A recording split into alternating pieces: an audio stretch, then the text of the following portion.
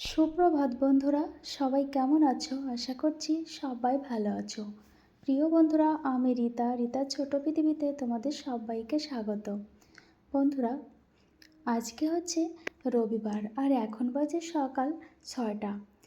তো বেশ কিছু কাজ সেরে সকালে নিচের যেসব কাজ থাকে সব কাজ আমার হয়ে গেছে।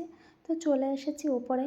বন্ধুরা, আজকে আমি তোমাদের সঙ্গে আমার এই ছাদ বাগানের গাছগুলো আমি কিভাবে পরিচর্যা করি সবটা শেয়ার করব। তো চলো তোমাদের সঙ্গে শুরু করি। তো বন্ধুরা, দেখো আমার ছাদ বাগানে কি কি গাছ আছে।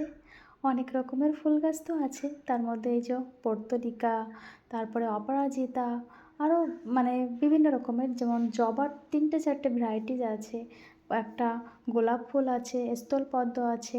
কিন্তু পর্তুলিকা এত ভালো ফুল ফোটে কি বলবো, যেখানে আমি লাগিয়ে দিই না কেন সেখানেই হয়ে যায় এবং ফুল ফোটা শুরু করে। ওই জন্য আমার টবগুলোতে কিন্তু এই পর্তুলিকা ফুলের সমাগম বেশি থাকে।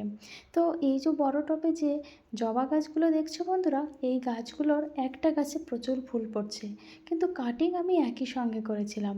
আর এখানে দেখো কতগুলো আমি কাগজ ফুলের ডাল লাগিয়েছি, কিছু ডাল কিন্তু বেঁচে গেছে, আর আমি এগুলো বালির মধ্যে লাগিয়ে দিয়েছি। প্রতিনিয়ত আমি শুধু জল দিই, স্প্রে করি শুধু জলে। মাঝে মধ্যে আমি ওই যে লিকুইড বানাই, যেমন সবজির খোসা পচিয়ে, আবার পেঁয়াজের খোসা পচিয়ে, কখনো বা কলার খোসা আর আলুর খোসা পচিয়ে আমি লিকুইড জল বানাই, ওটা দিয়েই কিন্তু আমি সব গাছে দিই। তো আর প্লেন জল তো প্রতিদিনই দেওয়া হয়। তো বড় টবটা দেখো বন্ধুরা, শশা গাছ হয়েছে, শশা গাছগুলো দেখতে তো সুন্দর হয়েছে, সেই সঙ্গে ফুলও এসে গেছে, আর একটা ফলও হয়েছে। তো এতটা ছোট তোমাদের আর দেখানো যাচ্ছে না, পরেই দেখাবো। দেখো বন্ধুরা, স্থলপদ্ম কত বড় বড় ফুটেছে। আর আগের দিন যেটা ফুটেছিল গাছ থেকে তোলা হয়নি, যেহেতু আমার ঠাকুর ঘরে অনেক ফুল আনা হয়েছিল, যার জন্য গাছের থেকে তুলিনি। এটা হচ্ছে ঘিয়া জবা। আমার ছাদ বাগানে 5 রকমের জবা গাছ আছে, 5 রকম কালারই হয়। তো বন্ধুরা, এই যে শশা গাছ দেখছো, এই শশা গাছের জন্য আবার আজকে মাচা তৈরি করা হবে। আমার ঠাকুরপো দেওরকে আসতে বলেছি। আমি কালকে জাল, তার, মাচা তৈরি করার জন্য যে যে জিনিস লাগে সব কিছু আমি কিনে নিয়ে এসেছি। তো সব তোমাদের তো দেখালাম, একটা গাছে জবা গাছে ফুল ফুটেছে, তো সেই গাছে কড়িতে পোকা লেগেছে। তো তার জন্য এই যে আমি কিনে নিয়ে এসেছি কাকা। বন্ধুরা, এই কাকা স্প্রেটা এত ভালো, গাছে তুমি সপ্তাহে একদিন প্রয়োগ করবে, দেখবে গাছের পোকামাকড় তো দূর হবে, সঙ্গে গাছটাও সতেজ থাকবে। তো পরিমাণ মতো আমি দিয়ে দিচ্ছি 1 লিটার জলে, আর এখন আমি গাছগুলোতে স্প্রে করব। তো এটা আমি প্রতিদিন করি না, আমি সপ্তাহে একদিন বা কোনো সময় দেখছি গাছে পোকা লেগেছে তখনই দিই। আর বাদবাকি প্রতিদিন যেহেতু এত রোদের পরে গাছগুলো দাঁড়িয়ে থাকে, তো সকালে মনে হয় ঠিক আছে, আর বিকালের দিকে মনে হচ্ছে গাছগুলো নেতিয়ে গেছে বা গাছের পাতাগুলো কেমন একটা দেখাচ্ছে। তাই আমি প্রতিদিন বিকালে ওই প্লেন জল দিয়ে আমি সব গাছে স্প্রে করে দিই। তো কাকা দিয়ে বন্ধুরা আমি এই যে সব গাছগুলোতে স্প্রে করছি। আমার মনে হচ্ছে গাছগুলো সতেজ থাকবে, আর গাছের পোকা তো থাকবেই না। তো তোমরাও কিন্তু করতে পারো। তো বন্ধুরা, আমার শশা গাছ কিন্তু খুব তাড়াতাড়ি বেড়েছে, সঙ্গে ফুল ফল দুটোই আসছে। এখন শুধু এই যে মাচা তৈরি, দেখো আমার দেওর চলে এসেছে। যেহেতু তোমাদের দাদাভাই বাড়ি থাকে না, তাই এইসব কাজ তো আমি পারি না, তাই দেওরকে ডেকে নিয়েছি। আমাদের তো পাশাপাশিই বাড়ি। তো দেওর এসে এই যে পাকাপোক্তভাবে একটা মাচা তৈরি করে দিয়ে গেছে। এখন আর শশা গাছ নিয়ে আমার কোনো চিন্তা নেই। তো বন্ধুরা, সব কাজ, ছাদের কাজবাজ হয়ে গেছে, তারপরে আমি চলে এসেছি রান্না করতে। যেহেতু রবিবার, মাংস তো করতেই হবে। তো মাচা তৈরি হয়ে যাওয়ার পরে আমি বাজারে গেছিলাম, তো সেখান থেকে মাংস মাছ নিয়ে এসেছি। আর আজকে আমাদের রান্নায় কী ছিল জানো তো? আজকে রান্না ছিল মাংস, তারপরে ওই যে টক রান্না করেছি, আম দিয়ে টক, আর হচ্ছে এই যে পুঁই শাক দিয়ে মাছের মাথা। তো ভাতটাও হয়ে গেছে। তো এইদিকে বাদবাকি রান্না হয়ে গেছে জন্য আমি বাসন যেমন কড়াই, হাতা, খুন্তি সবই ধুয়ে ফেলেছি। আর এদিকে দেখো আমার শাশুড়ি মা একটা নতুন শাড়ি পরেছে, পহেলা বৈশাখের শাড়ি। বলছে বৌমা শাড়িটা পরে যাই একটু ঘুরে আসি, মানে আমার দেওরের টেলার্সের দোকান আছে তো সেখানেই যাচ্ছে।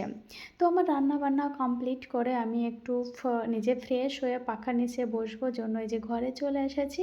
তো ঘরে আসার পরে আমি পাখা চালিয়ে কিছুক্ষণ বসেছিলাম একটু ফ্রেশ হওয়ার জন্য, কারণ এতটা গরম ছিল আজকে, প্রচণ্ড গরম। সকালে মনে হচ্ছিল না এতটা রোদ হবে, কিন্তু পরে এত রোদ আর এত গরম পুরো ঘেমে গেছি, মনে হচ্ছে আবারও চান করতে হবে।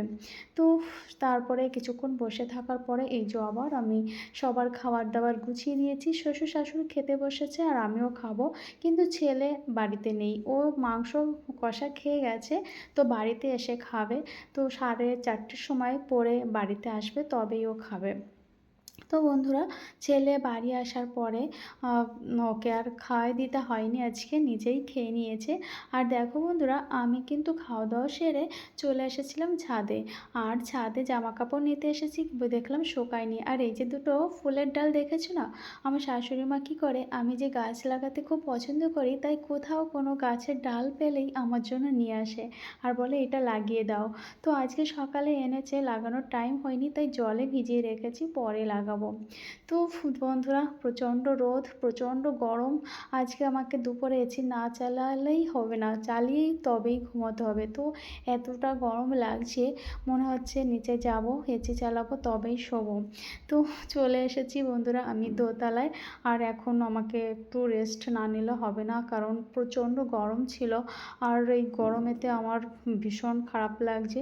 তো ঘরে এসেছি, ছেলে তো ঘরে নেই। দেখো আমার এই রুমটায় কতটা রোদ পড়ে, যেমন ছাদে রোদ পড়ে তেমনি এই যে লাইট আসে জানলা দরজা দিয়ে, প্রচণ্ড রোদ থাকে। আর সেই সঙ্গে প্রচণ্ড উত্তাপ, এতটা তাপ থাকে, পাখা চালালেও 2-3টা পাখা চালালেও এখানে থাকা যাবে না, শুধু এসি চালাতে হবে।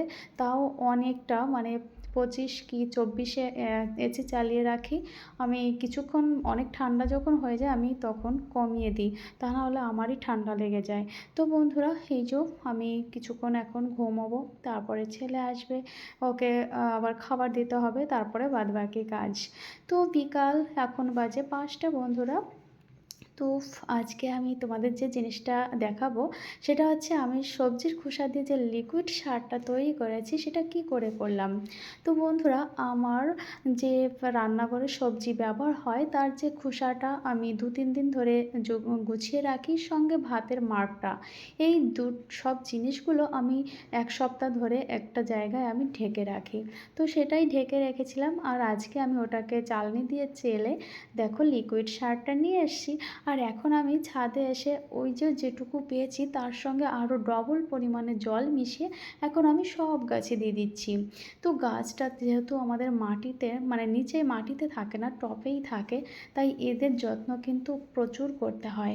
আর সকালে বিকালে দুপুরে সবসময় যত্ন না নিলে গাছ বেশি দিন টেকে না।